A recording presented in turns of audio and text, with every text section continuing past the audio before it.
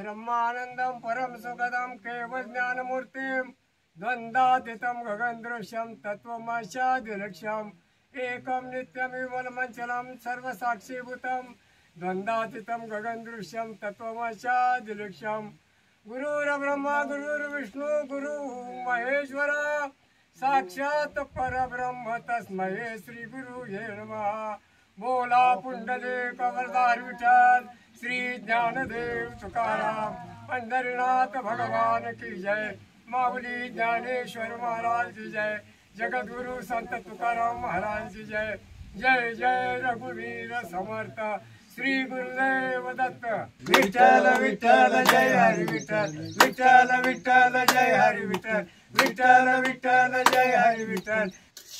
राम राम मंडळी, आता विठ्ठलाचं नामस्मरण ऐकून जरा बरं वाटलं बघा। आता आषाढी एकादश तोंडावर आल्या म्हणून मी आज या माळकऱ्यांनी फराळासाठी बोलवले बघा। आम्ही ही सगळी वारकरी मिळून का नाही चालत पंढरपूरला जात होतो। अनोळी ते पंढरपूर पायी दिंडी चालू करून आमची ही 14वी दिंडी गेल्या। आमचा संभा कायम आमच्या दिंडी बरोबर असतो आणि वहिनी पण असतात। एक नंबरचं काम करतात त्याने। आम्हाला आषाढी एकादशीला फराळाला बोलवलंय त्याने। आज रात्री 1 किलो शाबू मी भिजत घातलं होतं। काय शाबू चांगले भिजले ते ना, कसं फळफळी झाल्यात बघा। काय चिकाट झालं नाहीत काय नाही। शाबू चांगला भिजलाय ते ना, मऊसूत लुसुशीत झालाय काय कसा। आता हे शेंगा कशा चांगल्या भाजल्यात बघा। शेंगा बी जरा नाही तव्यात खरपूस भाजून घ्यायच्या, नाहीतर मग वरण टोलपार भाजते ना, शेंगदाण कच्चच राहते ते।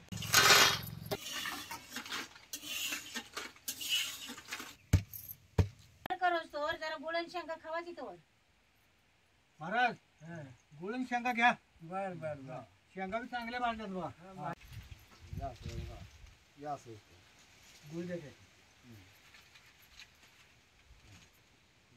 तुम्हाला सांगतो आमच्या गावातनं वर्षातनं 2 दिंड्या जातात, एक मार्गशीर्ष महिन्यात आणि एक आषाढी वारीला। प्रत्येक दिंडीत 200-300-400 लोक असतात बघा। दानोळी ते पंढरपूर पायी दिंडी जी आम्ही पहिली काढली की नाही त्यावेळेला 500 बायका आणि 500 गडी आमची नोंद झाली होती। आम्हाला वास्कर फडावर पालखीने याचा मान मिळालेला आहे। आता या मिरच्या भाजायला जरा तूप घालतो की।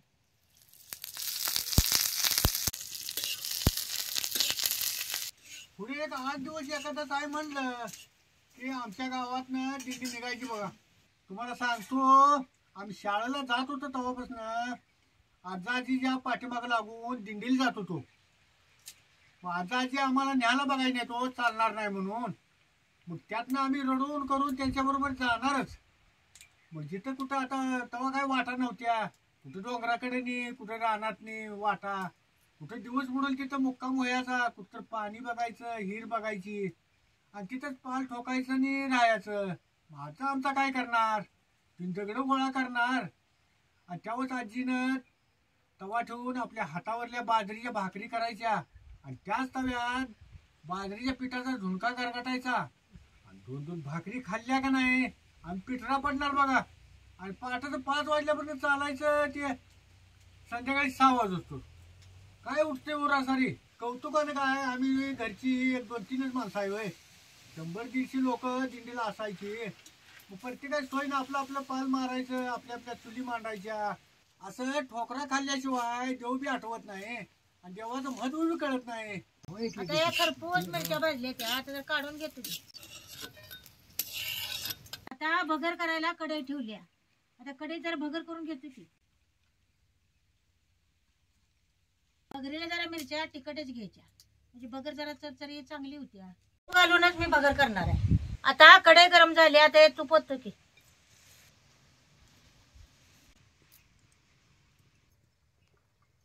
आम्ही गुळ शेंगदाणे खाल्लेत, आता आम्ही लय काय खात नाही।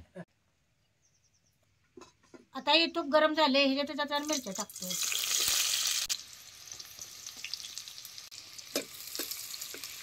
आता हे शेंगदाणे भाजून पाट्या वाटून ह्याचं कूट करून घेतलंय। आता हे शाबूत घालतो की। आता ह्याच्यावर जरा मीठ बी टाकून घेतो की। मिरच्याच्या तुपात चांगल्या भाजून घ्यायच्या। आता या मिरच्या तुपात चांगल्या भाजल्यात, आता शाबू घालतो की आता खालवर करून घेतो. अशी तुपात खिचडी केली का नाही एकदम मौसूद लुसुशीत होती. त्याला तूप बी लय घालायचं नाही आणि तेल बी लय घालायचं नाही, का तर ते शाबू तेल आणि तूप मिसळून घेत नाही. मग खाताना जरा भगर मग तेलकट लागते. अशी जरा भगर बी खालवर खालवर करून नाही चांगली भाजून घ्यायची. आता दूध तापले जरा उतरून ठेवतो की असं वैलावर ठेवून बारीक जाळावर दूध तापलेलं असा अशी खपरावाने तोलाला शाईच्या ते बगर बघितलं सा का कशी फळफळी झाल्या चिकाटली नाही काय नाही. आपण कशी फळफळी झाल्या बघा. बगर चांगली भाजल्या त्यानं कशी मौसूद लुसुशीत झाल्या बघा. कवा बी तुम्ही बगर करताना की नाही संध्याकाळचं शाबू भिजत घालायचं म्हणजे शाबू चांगले भिजत्यात मौसूद होत्या. आता ही बगर भाजल्या जरा उतरून घेतो की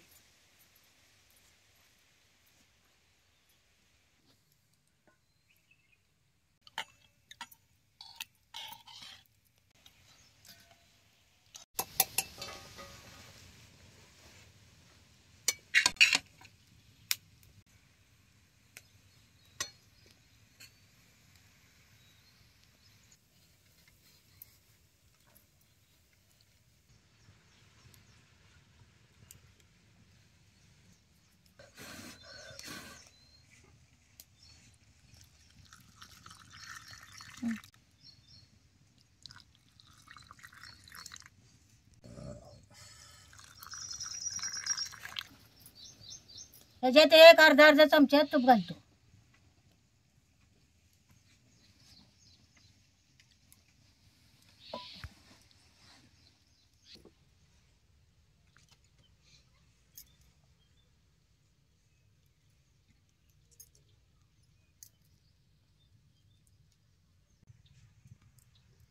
महाराज तुम्हाला फराळाचं सगळं दिलंय आता फराळ करा. हरी गोविंद गोपाळा जेवितो कृपाळा पांडुरंगा अतीत वामना दशरथ नंदना जेवितो कृपाळा पांडुरंगा ऐशी गलती करता विठ्ठल पावला नैवेद्य जेवला नामयाचा बोला कुंडली कवरदार विठ्ठल श्री ज्ञानदेव तुकाराम पंढरीनाथ भगवान की जय. माऊली ज्ञानेश्वर महाराज की जय. जगद्गुरु संत तुकाराम महाराज की जय. जय जय रघुवीर समर्थ श्री गुरुदेव दत्त.